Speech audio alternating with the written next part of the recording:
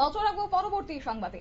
চণ্ডীপুর বিধানসভা কেন্দ্রের বিধায়ক অর্থাৎ রাজ্যের যুব বিষয়ক এবং ক্রীড়া দপ্তরের মন্ত্রী টিঙ্কু রায়ের উদ্যোগে আয়োজিত চণ্ডীপুর প্রিমিয়ার লিগ সিজন 2 নৈশকালীন ক্রিকেট টুর্নামেন্টের আনুষ্ঠানিক উদ্বোধন হয়েছে রবিবার এবং চণ্ডীপুর ইউনাইটেড ক্লাব সংলগ্ন মাঠে আয়োজিত হয়েছে 7 এ সাইড এ নাইট ক্রিকেট টুর্নামেন্টের আনুষ্ঠানিক উদ্বোধন করেছেন মন্ত্রী টিঙ্কু রায়।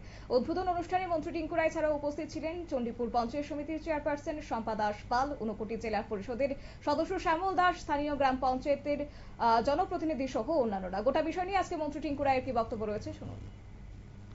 আমরা আমাদের সরকারের প্রয়াস যে আমাদের এই বিধানসভায় খেলাধুলার মাঠ নতুন করে তৈরি করা।